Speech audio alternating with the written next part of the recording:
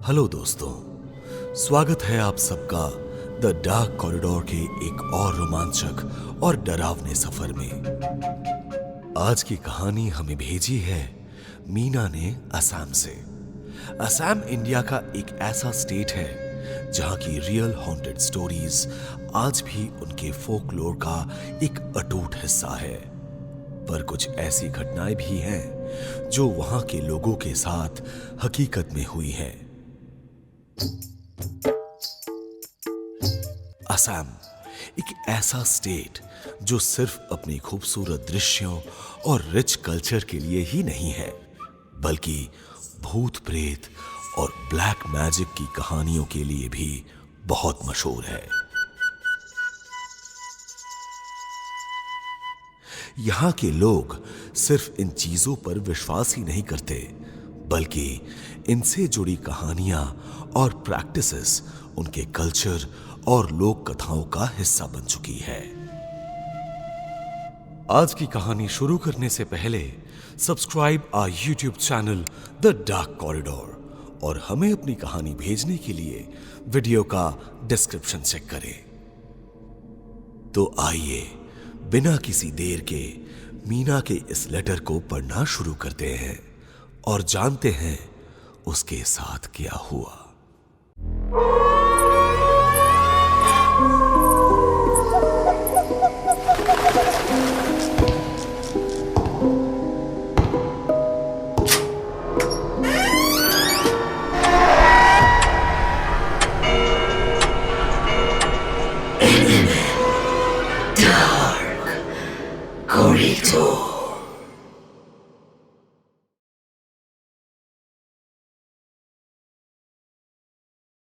Hello, मेरा नाम है मीना। मैं आसाम के एक छोटे से शहर में रहती हूँ और मेरा बचपन आसाम के एक छोटे से गांव मेओंग में बीता है। बड़े होते हुए मैंने अपने आसपास जादू टोना, ब्लैक मैजिक से जुड़ी हजारों कहानियां सुनी हैं, पर शायद ही आपने किसी को ये बोलते हुए सुना होगा कि कोई अपने ही घर जाने के ख्याल से कांप उठते हैं। वो घर जिसने मेरे बचपन की यादों को खिलौने और चॉकलेट्स की जगह सिर्फ डर और ट्रॉमा से भर दिया। मैं नहीं चाहती कि मेरे घर से जुड़ी कोई भी चीज, उसका कोई भी साया मेरे आने वाली जिंदगी पर पड़े। आसाम के छोटे से गांव मेओंग को लोग अक्सर एक हिडन पैराडाइज कहते हैं। यहाँ के हरे भरे खेत, पीपल के बड़े बड़े पेड़ और ब्रह्मपुत्र नदी की शांत धारा एक अलग ही सुकून देती है। गांव के लोग दिन भर मेहनत करते हैं और शाम ढलते ही आंगन में बैठकर कहानियां सुनाकर दिन खत्म करते हैं। चिड़ियों की आवाज, मिट्टी की खुशबू और यहाँ का कुदरती नजारा मेओंग को एक मायावी नगरी बनाती है।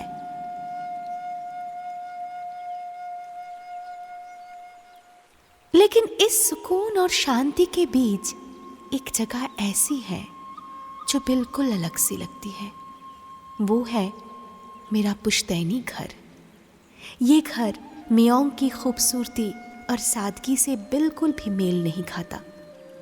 दिन के वक्त ये घर एक अजीब सी शांति और उदासी में डूबा रहता है और रात होते ही वो डरावना लगने लगता है। जहां मेओंग की बाकी घरों में लोगों की हलचल नजर आती है, वहीं मेरा घर अजीब से सन्नाटे में डूब जाता है। हमारे घर में सूरज ढलने के बाद कोई भी किचन में कदम नहीं रख पाता था। रात का डिनर भी हम अंधेरा होने से पहले ही कर लेते थे। अक्सर जब देर रात मेरी नींद टूटती थी तो मुझे अपने घर के आंगन में कुछ लोगों के चलने की आहटें सुनाई देती थी। कभी कभी तो ऐसा महसूस होता था जैसे कोई हमारे घर का किचन इस्तेमाल कर रहा हो। सुबह उठकर देखती थी तो किचन का सामान इधर उधर बिखरा हुआ मिलता। ऐसी कई चीजें होती थी जिन्हें समझना और उनका जवाब ढूंढ पाना बहुत मुश्किल था। आज उस घर में हमारी फैमिली का कोई भी मेंबर नहीं रहता, सिर्फ मेरी दादी के अलावा। मेरी दादी हमारी फैमिली की सबसे मिस्टीरियस इंसान थी। उनका कद लगभग 5 फुट 7 इंच का था और रंग गोरा था। उनके बाल घुंघराले थे, आंखें बड़ी और थोड़ी डरावनी थी। उनका पहनावा भी घर की बाकी औरतों से बिल्कुल अलग था। वो हमेशा काली रंग की साड़ी पहनती थी। उनके माथे पर बड़ी सी काली बिंदी, गले में ताबीज और दाहिने हाथ में एक अजीब सी काले मोतियों की माला होती थी, जिसे वो अक्सर मंत्र जाप करते हुए घुमाती रहती। दादी इतनी ज्यादा डरावनी थी कि कोई भी उनके सामने जाने से डरता था। वो घर के सबसे कोने वाले कमरे में रहती थी, जहां धूप भी बहुत मुश्किल से पहुंचती थी।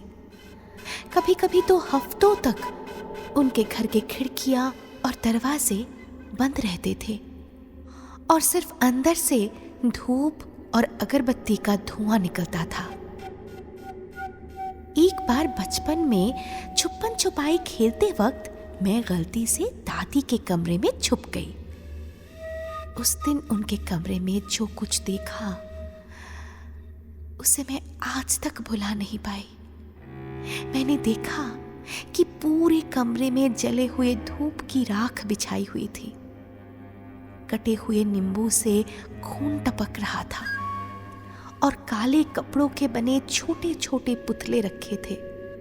दूर से वो पुतले नॉर्मल लग रहे थे, लेकिन जब मैंने एक पुतला उठाया तो लगा कि वो मुझे गुस्से से देख रहा है। डर के मारे मैंने उस पुतले को नीचे फेंक दिया। मैं कमरे के अंदर गई तो मैंने फ्लोर पर व्हाइट चौक से बना एक घेरा देखा। घेरे के अंदर स्टार जैसा शेप बनाया हुआ था। उसके बीच में एक इंसान का सिर रखा था। उसके आसपास लाल सिंदूर और जले हुए कैंडल्स भी रखे थे। मुझे आज भी याद है, दादी ने अपने कमरे की पुरानी अलमारी से एक फटी पुरानी सी लेदर के कवर में लिपटी हुई किताब निकाली। वो उसके पन्ने बहुत संभाल के पलट रही थी और फिर उस किताब को अलमारी में रखकर अच्छे से लॉक कर दिया। मुझे और मेरे कजिन्स को उस अलमारी के पास भटकने भी नहीं देती थी, पर हमें उस किताब के बारे में इतनी क्यूरियोसिटी थी कि हमने कई बार चुपके से उस किताब को अलमारी से निकालने की कोशिश की, पर हर बार दादी को पता चल जाता था और हम पकड़े जाते थे। वो आधी रात को मोमबत्तियां जलाकर चौक से बने गोले के सामने बैठ जाती थी और उस पुरानी किताब के मंत्र को पढ़ती थी। उनके होंठ धीरे धीरे हिलते रहते, जैसे वो किसी से बात कर रही हो। वो जिस तरह से किताबों को संभाल कर रखती थी, उससे ये साफ दिखता था कि ये सिर्फ एक पुरानी किताब नहीं थी, ये कुछ और ही थी। शायद कुछ डरावनी और शैतानी। हालांकि उनके कमरे में रखी हर चीज अजीबोगरीब थी, लेकिन एक चीज जो उस किताब से भी ज्यादा रहस्यमय थी, वो थी घर के पुराने तहखाने में रखा एक प्राचीन आईना। वो शीशा घर में पीढ़ियों से वहीं पड़ा था, सफेद कपड़ों और मौली से बांधकर। हमें उस आईने में अपना चेहरा देखना मना था। एक सुबह मेरी आंटी ने घर की सफाई करते वक्त उस आईने पर लगे कपड़े को हटा दिया। जैसे ही उन्होंने आईने में अपना चेहरा देखा, वो जोर से चिल्लाई और वहीं बेहोश होकर गिर गई। ये बात मेरे दिमाग में घूमती रही। उस रात मेरे अंदर उस आईने के राज को जानने का भूत सवार हो गया और मैंने फैसला किया कि अब तो मैं उस आईने में अपना चेहरा देख कर ही रहूंगी। जब रात को घर में सब सो गए, मैं चुपके से तहखाने में चली गई और उस आईने पर से कपड़े को हटाया और आईने के अंदर झांकने की कोशिश की। उसमें मुझे एक अजीब सी परछाई दिखी। बिल्कुल साफ तो नहीं, लेकिन इतना कि मेरी सांस एक पल के लिए रुक गई। ऐसा लगा जैसे वो परछाई मुझे देख रही हो, मेरी हर हरकत को समझने की कोशिश कर रही हो। एक पल के लिए मुझे लगा कि वो परछाई मेरे पीछे आ खड़ी हुई है। डर के मारे मैं हिल भी नहीं पाई। मेरी सांसें अटक सी गई थी। हिम्मत जुटाकर जैसे ही मैंने पीछे देखा, वहां मेरी दादी खड़ी थी। उनका चेहरा बिल्कुल शांत था, लेकिन उनकी आंखों में एक अजीब सी ठंडक थी, जैसे वो सब कुछ जानती हो। उस एक पल में मुझे लगा कि डर ने मुझे पूरी तरह से अपने कब्जे में ले लिया है। मेरे पैरों ने मेरा साथ छोड़ दिया और मैं वहीं फर्श पर गिर गई। उस रात जो कुछ हुआ, उसकी याद मेरे सहन से कभी नहीं निकल सकती। 2 दिन बाद जब मेरा बुखार उतरा और मुझे होश आया, तो मुझे पता चला कि हमारी दादी ने वापस से उस मिरर को सफेद कपड़े से ढककर एक काले धागे से बांध दिया है। उस दिन के बाद घर में किसी ने भी उस आईने में दोबारा देखने की कोशिश नहीं की। साथ ही मेरे पेरेंट्स ने ये फैसला लिया कि वो गांव छोड़कर हमेशा के लिए शहर में शिफ्ट हो जाएंगे। हालांकि बचपन में मेरे साथ हुए इन इंसिडेंट्स ने मेरे दिलो दिमाग पर काफी गहरा असर छोड़ा था, पर शहर आकर अपनी नई जिंदगी में हम इतने बिजी हो गए कि ये सारी यादें धुंधली पड़ने लगी। वक्त के साथ वो सारे इंसिडेंट्स मुझे मेरे मन का भ्रम लगने लगा। लेकिन वो कहते हैं ना, हम भले ही अपने अतीत को भुलाकर आगे क्यों ना बढ़ जाए, पर हमारा अतीत हमें कभी नहीं भूलता। पिछले कुछ दिनों में एक ऐसा हादसा हुआ जिसने मुझे और मेरे पेरेंट्स को वापस अपने गांव मियोंग आने पर मजबूर कर दिया। मेरी दादी की मौत हो गई थी। वो कोई आम मौत नहीं थी। गांव वालों के हिसाब से उनकी मौत का कारण सुसाइड था। उनकी लाश उनके कमरे में मिली, जहां वो हमेशा रहती थी। कमरा अंदर से लॉक्ड था और लाश वहां 5 दिन तक पड़ी रही, जब तक उसकी बदबू पूरे गांव में नहीं फैल गई। जब गांव वालों ने दरवाजा तोड़कर देखा, उनकी गर्दन पर चाकू के निशान थे और चाकू उनके बगल में पड़ा था। उनकी बॉडी उसी सफेद चौक के घेरे के बीच मिला, जहां वो अक्सर अपने रिचुअल्स करती थी। पूरे गांव में बस एक ही बात चल रही थी कि उन्होंने खुदकुशी कर ली। पर मुझे नहीं लगता कि मेरी दादी खुदकुशी कर सकती है। और अगर ये सुसाइड नहीं है, तो उन्हें कौन क्यों ही मारेगा? उनकी किसी से कोई दुश्मनी भी नहीं थी। ये सारे सवाल मेरे दिमाग में घूम रहे थे। 13वीं के दिन दादी के कमरे की सफाई हो रही थी। सफाई के दौरान मेरी नजर फिर से उस पुरानी अलमारी में पड़ी, जिसमें वो अजीब किताब रखती थी। इस बार बचपन की तरह मैं डरी नहीं, बल्कि उस किताब को देखने का फैसला किया। मैंने धीरे से अलमारी खोली और उस किताब को हाथ में लिया, मगर शायद मुझे ऐसा नहीं करना चाहिए था। जब मैंने किताब के पन्ने पलटने शुरू किए तो जो कुछ मैंने देखा वो मेरी सोच से परे था। हर पन्ने पर अजीब और डरावने सिंबल्स बने हुए थे, जैसे कोई दूसरी दुनिया का राज हो। किताब के बीच बीच में कुछ मंत्र लिखे थे और उनके साथ शैतानों के नाम, इफ्रित, अमित और एमोन, साफ साफ लिखा था। उस किताब को पढ़ते हुए मुझे लग रहा था जैसे कोई मुझे देख रहा हो, जैसे किताब की हर बात मेरे आसपास जिंदा हो रही हो। एक अजीब सी घबराहट और डर मुझे अपने कब्जे में लेने लगा। उस किताब में कुछ रिचुअल्स लिखे थे जो उन शैतानों को जगाने के लिए बने थे।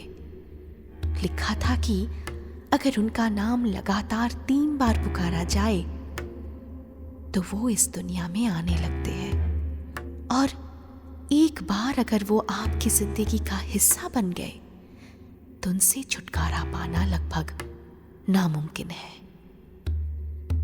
पन्ने पलटने के साथ साथ मुझे ऐसा लगने लगा जैसे किताब मुझे कुछ करने के लिए मजबूर कर रही हो, जैसे वो मुझे बुला रही हो। हर शब्द के साथ एक गहरी गूंज सी महसूस होती थी और कमरा एक अजीब सी ठंडक से भर गया था। मुझे लगने लगा कि मैंने कुछ ऐसा छेड़ दिया है जो मुझे कभी चैन से जीने नहीं देगा। मैंने किताब में लिखी उस वार्निंग को बहुत हल्के में ले लिया था। उसे महज एक सुपरस्टिशन समझकर उसमें लिखे शैतानों के नाम इफ्रित, अमित और अमन में से एक नाम इफ्रित लगातार 3 बार बोला। इफ्रित, इफ्रित, इफ्रित। मैंने जैसे ही पहली बार इफ्रित का नाम लिया, मुझे पूरे कमरे में अजीब सी ठंडक महसूस हुई। जब दूसरी बार इफ्रित बोला, मेरे आसपास हवाएं चलने लगी और मेरे कंधों पर मुझे अजीब सा भारीपन महसूस हुआ। लेकिन जब तीसरी और आखिरी बार मैंने इफ्रित का नाम पुकारा तो मुझे अपने कानों में किसी के फुसफुसाने की आवाज सुनाई थी। अपने कानों के पास किसी शैतान को फुसफुसाते सुनकर मेरे हाथ फिर डर के मारे ठंडे पड़ गए और शरीर पसीने से तरबतर हो गया।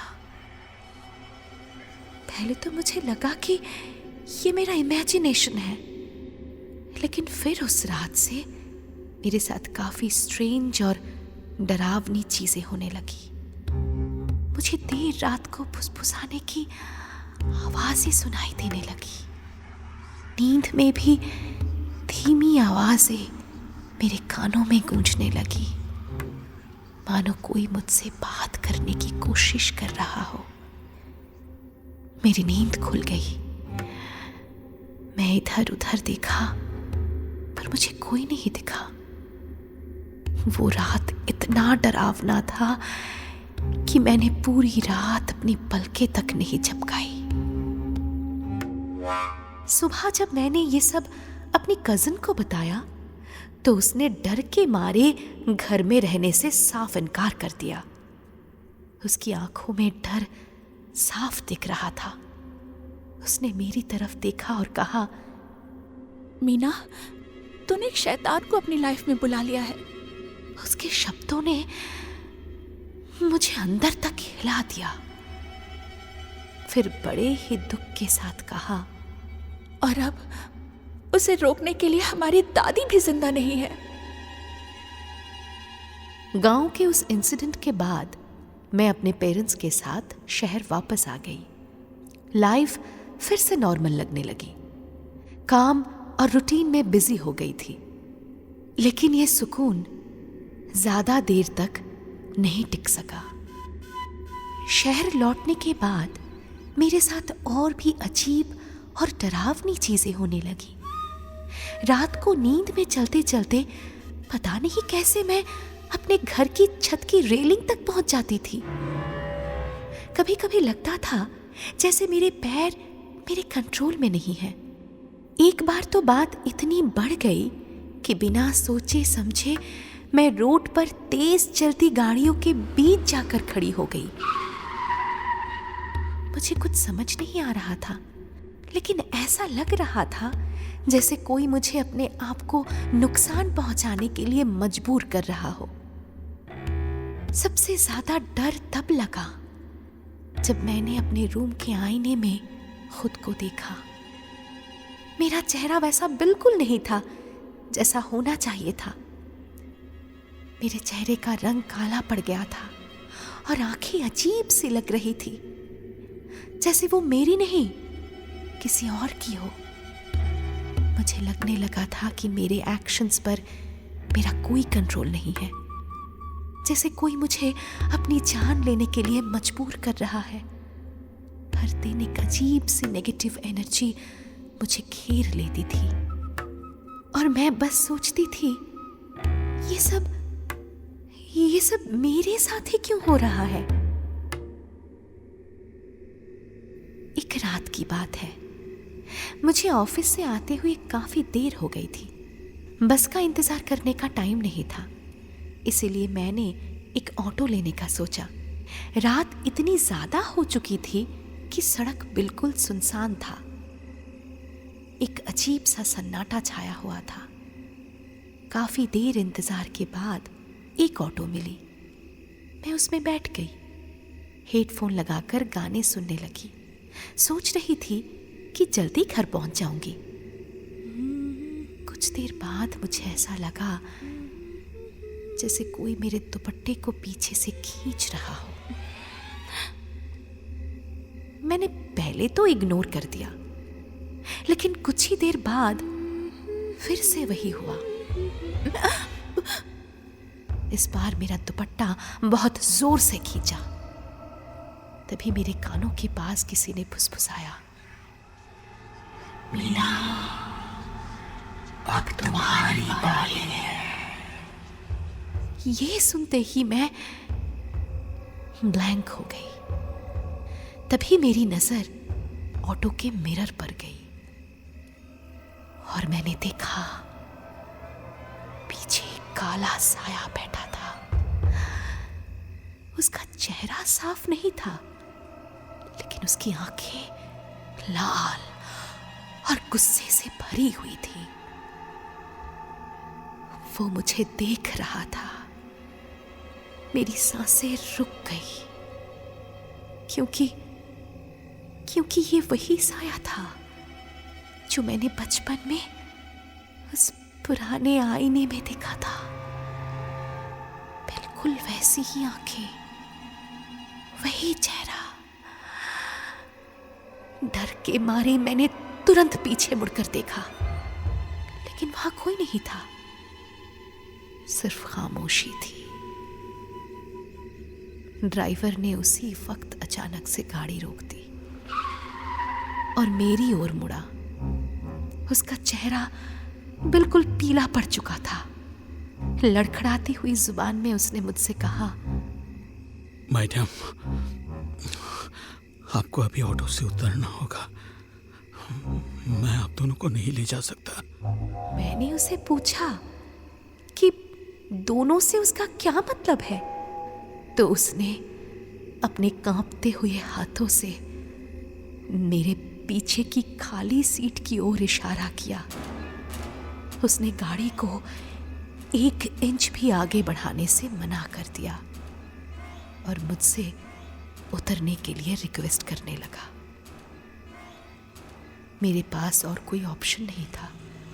मैं गाड़ी से नीचे उतर गई। जैसे ही वो ऑटो वहां से गई, मुझे लगा जैसे किसी ने मुझे चारों ओर से घेर लिया हो, जहां से मैं 1 इंच भी नहीं हिल सकती। इतने में मेरे कानों में दोबारा किसी ने फुसफुसाया। इस बार वो फुसफुसाहट बहुत क्लियर थी। उसने मुझसे अपनी दुनिया में आने का न्योता देते हुए मुझसे मेरी जान की बलि मांगी। उस सुनसान सड़क पर मैं अकेली थी और मैं इतना डर चुकी थी कि मैं बीच सड़क पर ही बेहोश होकर गिर गई। रास्ते से गुजरने वाले लोगों ने मुझे देखा और किसी तरह मेरे पेरेंट्स को इन्फॉर्म किया। कुछ देर बाद मेरे पेरेंट्स वहां पहुंचे और मुझे घर ले गए। जब मेरी आंखें खुली तो मैं अपने बेडरूम के बिस्तर पर लेटी हुई थी, लेकिन उस पल मुझे एक अजीब सी घबराहट महसूस हो रही थी, जैसे कोई और भी मेरे कमरे में हो। मैंने धीरे से अपने आसपास देखा, लेकिन कोई नजर नहीं आया। फिर भी मुझे उस शैतान की मौजूदगी का एहसास हो रहा था, जैसे वो मुझे देख रहा है। थोड़ी देर के लिए मेरी आंख लग गई थी, तभी अचानक मेरी आंखें खुल गई और जैसे ही मैंने आंखें खोली तो मैंने देखा वही साया सीलिंग पर उल्टा लटका हुआ है। मैं जोर से चिल्लाई और मेरे पेरेंट्स भागते हुए मेरे कमरे में आए। आज तक मेरे साथ जो भी घटनाएं घटी वो सब मैंने मेरे पेरेंट्स को बता दिया। मेरे पेरेंट्स ने मेरी बातें सुनने के बाद एक तांत्रिक को बुलाया। उसने कुछ रिचुअल्स किया और एक ताबीज मेरे गले में पहना दिया। ताबीज दिखने में बिल्कुल वैसी ही थी जैसा मेरी दादी हमेशा पहना करती थी। उस ताबीज को पहनते ही मुझे लगा कि शायद सब कुछ ठीक हो जाएगा, लेकिन ये सिर्फ शुरुआत थी। उस रात के बाद उस साए की मौजूदगी मेरी जिंदगी में और भी ज्यादा गहरी होती गई। ये बिल्कुल वैसा ही था जैसे कोई चीज दिन के उजाले में नजर ना आए, पर रात के अंधेरे में मेरी हर हरकत का इंतजार कर रही हो। मैंने वो सब कुछ ट्राई किया जो सोचा जा सकता था। चर्च से लेकर मस्जिद तक गई, प्रेयर्स और मंत्र जाप किया, लेकिन कोई फायदा नहीं हुआ। तांत्रिक के दिए तावीज की वजह से वो शैतान मेरे शरीर पर कंट्रोल नहीं कर सकता था, लेकिन उसकी मौजूदगी महसूस कर सकती थी मैं। ऐसा लगता था जैसे वो बस मेरी एक गलती का इंतजार कर रहा हो। जिस दिन मैंने वो गलती कर दी, वो फिर से मुझ पर हावी हो जाएगा। मुझे समझ आ गया था कि बलि का सिलसिला जो मेरी दादी की मौत के साथ खत्म हो सकता था, मेरी एक बेवकूफी की वजह से फिर से शुरू हो गया था। या शायद मेरी दादी के बाद उस शैतान ने अपनी शैतानी मंसूबों को पूरा करने के लिए मुझे चुना था। हर दिन फुसफुसाहट और तेज होती जा रही थी और परछाइयां मेरे और करीब आती जा रही थी। मैंने कभी नहीं सोचा था कि मैं अपने परिवार और अतीत से जुड़े इतने गहरे और डार्क सीक्रेट्स किसी के साथ शेयर करूंगी। अक्सर लोग अपने परिवार की ऐसी बातें छुपाना ही पसंद करते हैं, लेकिन पिछले कुछ दिनों में जो कुछ हुआ उसने मुझे मजबूर कर दिया। अब मुझे लगता है कि मेरे पास और कोई रास्ता नहीं बचा है। मुझे किसी ऐसे इंसान की ज़रूरत है जो मेरी मदद कर सके, जो मुझे इस सिचुएशन से बाहर निकालने का कोई तरीका बता सके। मुझे बस ये उम्मीद है कि अपनी स्टोरी शेयर करने के बाद मुझे मेरे सवालों के जवाब मिलेंगे। मैंने आपको उस किताब के कुछ स्कैन किए हुए पेजेस भेजे हैं। उसमें उन शैतानों की शक्तियों के बारे में लिखा है और कुछ ऐसे रिचुअल्स जो उन्हें बुलाने के लिए यूज होते हैं। मुझे कुछ भी करके इस शैतान से छुटकारा चाहिए।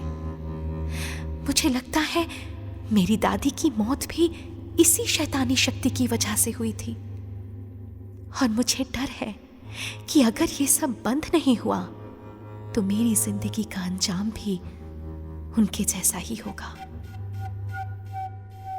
मैं नहीं जानती कि मैं ये सब और कब तक सह पाऊंगी, लेकिन एक बात मुझे हर पल महसूस होती है, ये परछाया बस मेरी एक गलती का इंतजार कर रहा है।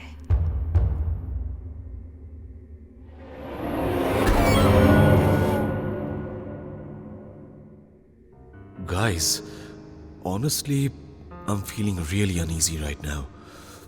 Reading this letter, it's chilling. And I can't even imagine what Meena must be going through. यही वजह है कि मुझे ये शो करना पसंद है, लेकिन ये बातें मुझे डराती भी हैं। हम जब ऐसी डरावनी कहानियां पढ़ते हैं और कभी कभी उनमें इतने इन्वॉल्व हो जाते हैं कि उन चीजों के जवाब ढूंढने लगते हैं। कुछ चीजें इस दुनिया में ऐसी होती हैं जो लॉजिक और रीजनिंग के बाहर की लगती है। मुझे मीना ने जो स्कैन्ड पेजेस भेजे हैं उन्हें देखकर सच में मुझे गूज़बम्स आ गए। किताब के हर पेज पर अजीब सिंबल्स बने हैं जो शायद मुझे एंशिएंट लगते हैं, लेकिन उनमें एक अलग ही नेगेटिव वाइब है। कुछ मंत्रास हैं जिनके मीनिंग्स को समझना बहुत मुश्किल है और इन शैतानों के नाम लिखे हैं। मैं उन नेम्स को यहां रिपीट नहीं करूंगा। उसके नीचे जिनमें खून का इस्तेमाल और शैतानों से संपर्क करने का तरीका लिखा हुआ है। मुझे बस ये समझ नहीं आ रहा है कि कोई इतनी डेंजरस किताब अपने पास रखता कैसे होगा। मीना, अगर तुम सुन रही हो, so I just want to say that I really hope कि तुम सेफ हो। जो कुछ भी तुम्हारे साथ हो रहा है, आई होप इट एंड्स सून। मुझे लगता है कि ये शैतान सिर्फ एक गलती का इंतजार कर रहा है और एक बार अगर वो मौका मिल गया तो वापस जाने का कोई रास्ता नहीं होगा। और ऑनेस्टली मुझे लगता है कि इस एपिसोड के बाद मुझे भी अपने आसपास की एनर्जीज को ध्यान से देखना पड़ेगा, क्योंकि कभी कभी डर वही होता है जो सबसे पास होता है और हम उसे दूर समझते हैं। तो दोस्तों, आज के लिए द डार्क कॉरिडोर का ये एपिसोड यहीं खत्म होता है।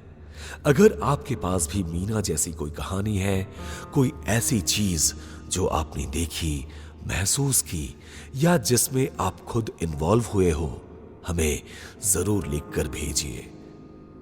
Until next time, stay safe, keep your lights on, and remember, the dark has a way of listening to what you say.